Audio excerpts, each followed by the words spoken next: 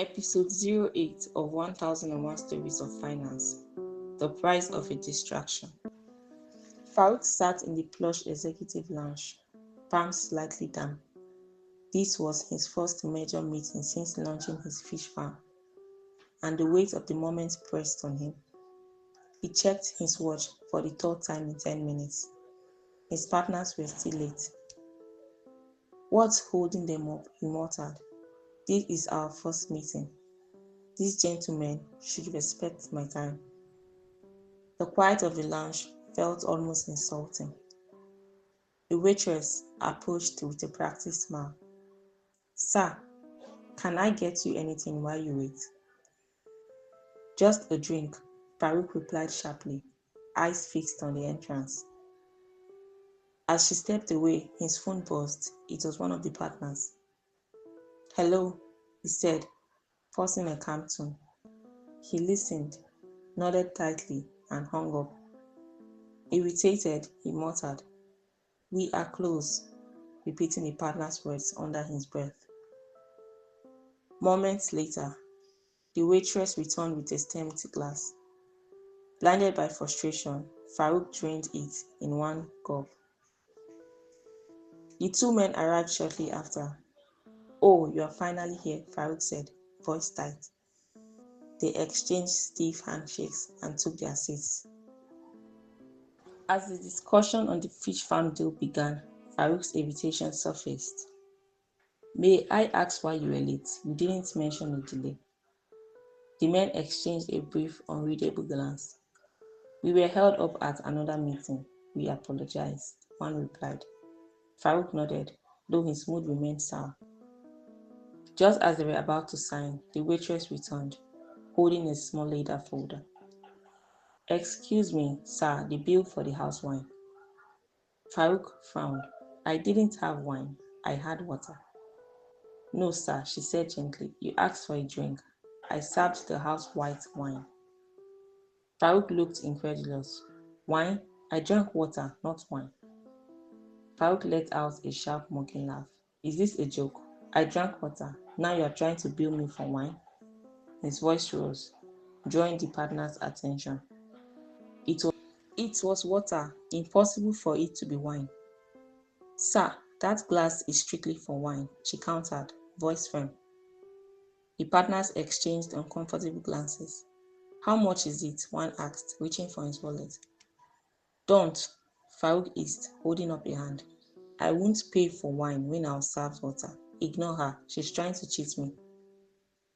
"It's fine, Farouk. We've got this," the other man said, sliding his card into the machine to resolve the issue. Flushed with anger, Farouk turned on the waitress, hurling sharp, offensive words that silenced the lobby. The partners tried to intervene, pleading with him to let it go, but he continued.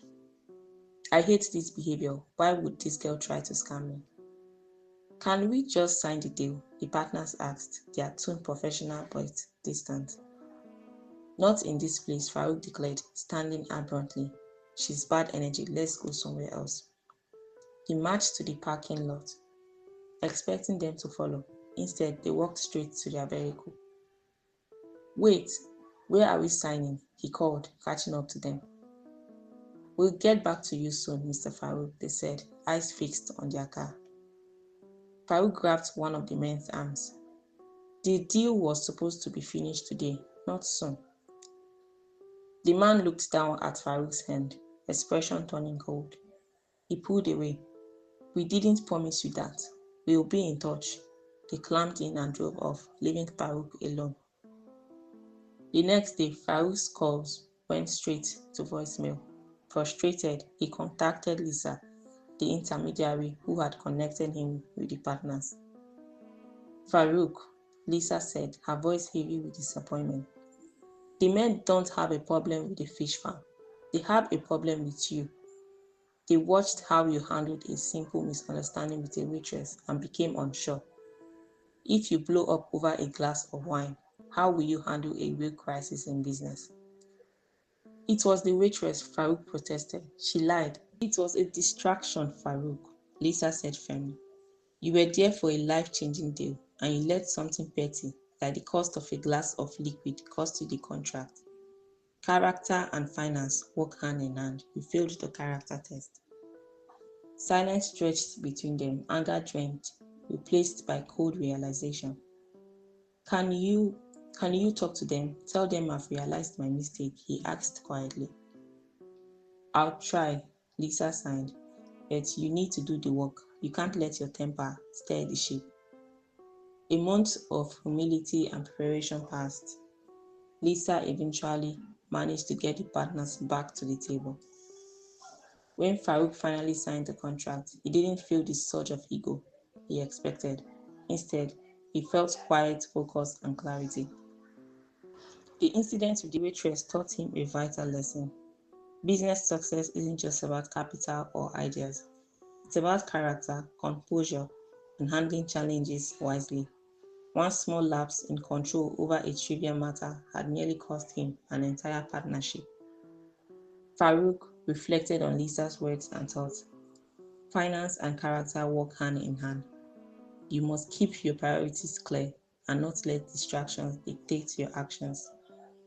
From that day onward, Farouk made a conscious effort to manage his temper, focus on the goal, and act with integrity in all his dealings. The deal was signed, yes, but more importantly, Farouk had learned a lesson that no amount of money could teach, that trust, composure, and reputation are just as valuable as capital in building lasting business success.